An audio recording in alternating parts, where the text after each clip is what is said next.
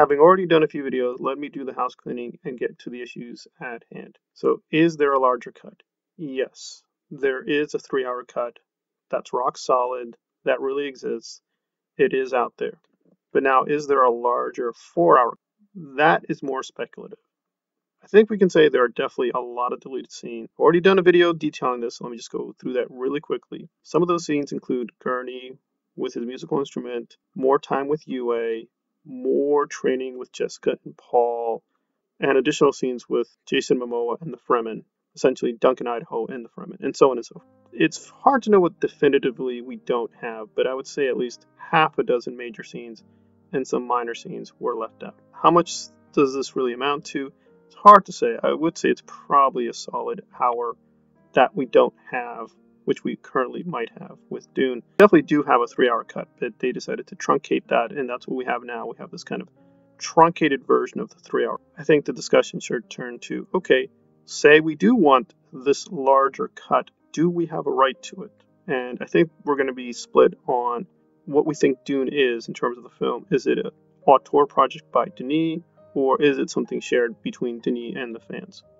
Again, there's no mathematical precise way to do this, so let me try to provide a benchmark to see through the reasoning of why, yes, the fans do deserve this bigger cut, and why it doesn't really disrupt the idea of auteur theory. So let me lay out a couple of examples. Jim Jarmusch literally owns some of his films.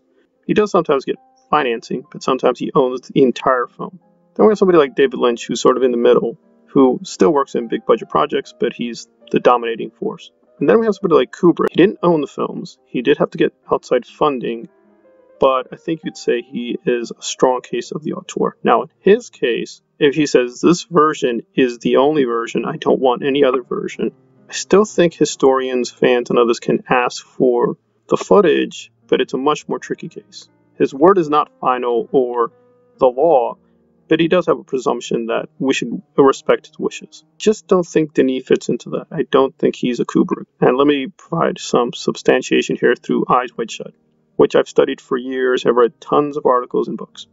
Now, with Eyes Wide Shut, it does seem comparable to Dune, right? The budgets were really big. They had big movie actors, right? Tom Cruise, Oscar Isaac, Rebecca Ferguson, Nicole Kidman. They worked within the studio system. Kubrick did have a lot of collaborators. Well, if I'm going to respect Kubrick, then why not respect Denis' wishes? Because as far as we know, I do think he might support a 3-hour cut. He might not do it openly and publicly, but I don't think he would be against it. So he might allow it. With a 4-hour cut, I think he would be against that. In the case of Kubrick, I would say, well, we don't necessarily have to follow what he says, but we have to be respectful. But with Denis, I'm saying it's not relevant. Why not? Well, with Eyes Wide Shut, we actually have real, tangible evidence. People have gone to the archives. The archives are not exhaustive. We still have a lot of gaps.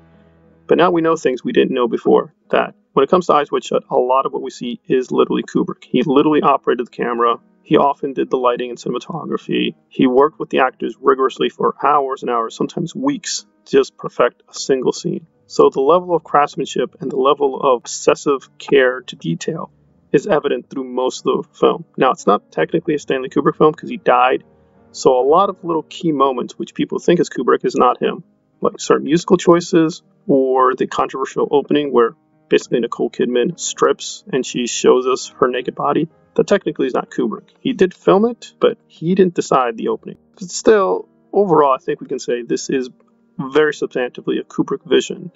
Probably what he would have wanted, but we can't say for sure because he died. With Denis, on the other hand, it's not the same thing. He does sometimes do substantive work, right? He does the production, he works on the script, and he's very close to, right, he has a big eye for detail. However, he does depend a lot more on collaborators. With Kubrick, he had a very skeleton crew on Eyes Wide Shut. It was basically about half a dozen people. It was very small. Paul Thomas Anderson was on the set. He reported that it was a very, very small crew. So we see a lot of people in Eyes Wide Shut, but in terms of the main crew, it was very, very small. So the big budget's a little deceptive. It's not that it cost a lot of money to make.